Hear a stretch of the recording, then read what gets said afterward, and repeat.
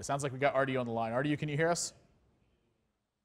I certainly can. Congratulations on your win tonight at HPL. You pick up another victory, start making up for that 0-3 record that you had to inherit at the start. It's got to feel good. Thank you very much, but it still feels bad. I mislead with Patreon because I'm too tired right now. I should probably not play Patreon at this hour, so I just went back to Demon Lock, which is like a really great deck versus Kaldi especially because he doesn't expect me to play this, and I know he does his studies. All right, so you said that you're very tired right now. That's it's a good excuse there for that problem.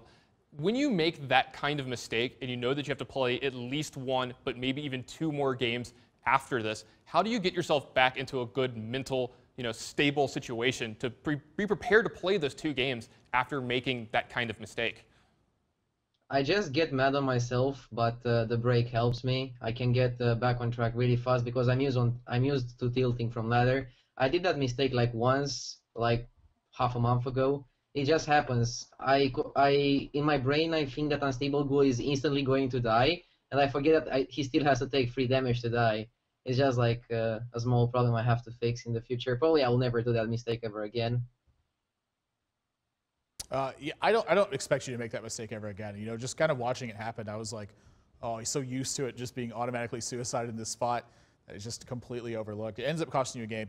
But kind of taking a look at how you approach this match from the beginning. Talk to us about your thought process coming into this one, because you actually told me before the match that you had a plan for Kaldi. Yeah, my plan was just playing weird stuff because he does his homework and he knows what to expect from me. So I was like playing only days that he doesn't expect, and I tried to play one Patreon game, but it didn't work out that well. I had lethal if I would just slam Unstable Ghoul over playing Frauding Berserker, I'm pretty sure, if my math is not wrong. And I went for the flashy Frauding Berserker play, and that cost me the game.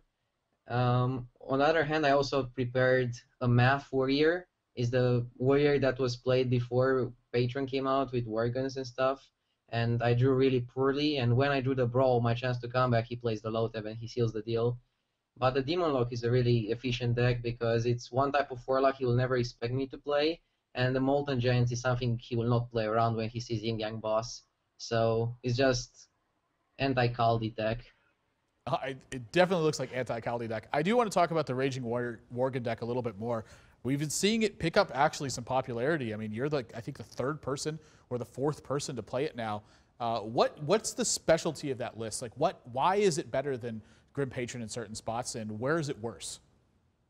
The thing is that people expect it to be Patron. It has like almost all the cards as Patron, so they try to play around the combo, and they just play super defensively versus it, and then you just kill them from like 30 HP. They don't know what happened because they expected patrons on the board, and they expected you to use the weapon more carefully, while you just slam the weapon because you don't really need it. You only need the board wiped.